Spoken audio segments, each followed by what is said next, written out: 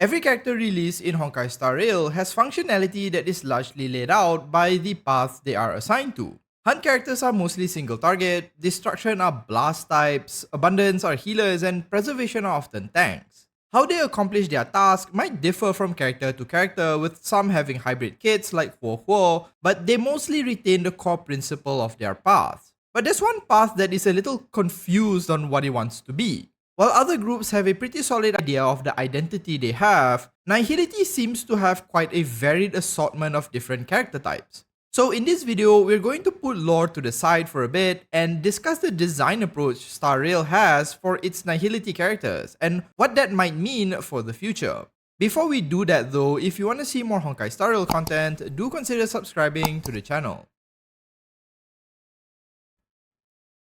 Unlike most of my other videos, this isn't going to be a lore heavy one, just a casual discussion on the state of things as of the current patch. While most other groups have a pretty well defined niche, the Nihility path seems to contain some rather varied characters. Originally, the Nihility path was described to be a group primarily focusing on weakening the enemies by applying debuffs like defense shred or elemental weaknesses. They were functionally the opposite of Harmony, whose job was to buff allies. While characters like Bronya made characters faster by giving them more turns, Nihility characters like Wealth would slow the enemies down.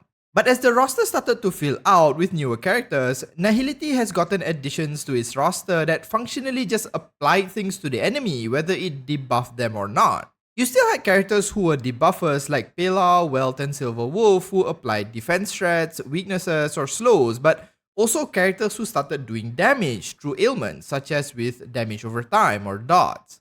Kafka, Sampo, Gunaifen, Luca are such types of characters. Now, I'm not going to argue whether or not dots are considered debuffs. I mean, they functionally sort of are, but are more damage oriented, but it's not necessarily the same as weakening enemies. So, Nihility then had two groups, debuffers who weakened enemies and those that damaged them.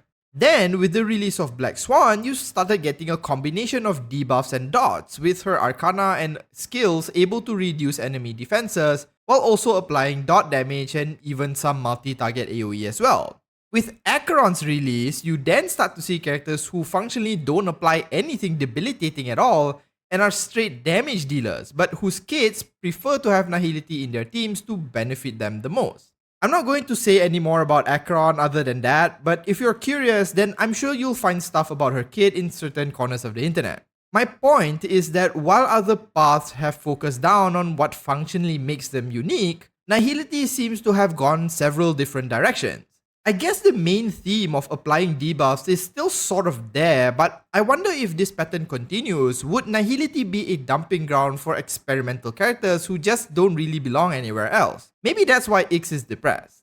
Now, I'm aware I might sound a bit complainy here, and despite my choice of words, I'm not lambasting Nihility characters, nor am I saying any of this is bad.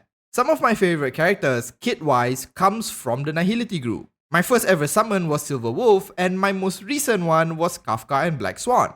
The group itself has a myriad of different functionalities, and arguably a lot of strong characters like Pela, Silver Wolf, Black Swan, Kafka, and soon is going to be Acheron. It just seems like there isn't really a clear path when it comes to Nihility, and each character within the group can vary from one another despite being somewhat in the same family. You can say that any abundance character you summon will be able to heal, but you can't really say the same about Nihility. Not all of them can debuff, and not all of them can do damage. I'm even starting to suspect that Nihility will be one of those groups that just works really well with itself and becomes self-contained. I mean, just look at the dot characters. If you're running Kafka, for example, her best teams will be those from Nihility who can apply dots. One of her best teammates is Black Swan, who is also from Nihility. Plus, if I'm not mistaken, there's even a character coming out that debuffs and heals, but I'm not gonna mention who that is since I've gotten pretty close to leak territory already in this video.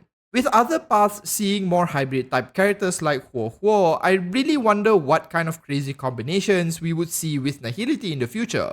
Perhaps there will be characters who can steal buffs from enemies, debuffing them while at the same time buffing their own team, a Harmony Nihility hybrid. Or maybe there will be characters who can apply shields whenever a dot ticks. Personally, I like to see more debuff types if they ever decide to lean more into that role, like characters who can block enemy heals, reduce different types of stats, or block special abilities or something. Again, I want to make it clear I'm not necessarily saying this is a bad thing. Variety is the spice of life after all, and getting characters who can do really interesting and different things is always good, regardless of whether they fit into their paths or not. The varied and unique kits we've been seeing is what has made Star Rail's combat and characters so entertaining for me. I just found it interesting that among most of the paths, Nihility, who in lore is often about just giving up and not caring about anything, just happens to have the most varied roster among all the playable paths. It's the one group that you can't really judge purely based on what they are advertised to be. Like I mentioned earlier, summoning a hunt character will get you a single target DPS, erudition will give you an AoE monster, and harmony are always buffers. But with Nihility, you never really know what you will get, like a gacha in a gacha. Overall, it's just interesting to me how much the game has developed and changed since its release a year ago, and who knows what the future characters might even look like. Personally, I've increasingly become more interested in the Nihility group as a whole, and a lot of my teams have at least one Nihility character in them. With Acheron coming out soon, that doesn't seem like it will change in the near future. Let me know what you think in the comments. Should Nihility go back to its roots and be primarily debuffers, or do you like the direction it has taken? If you enjoyed watching the video, do consider liking and subscribing to the channel. Thanks so much for watching, and as usual, have a nice day.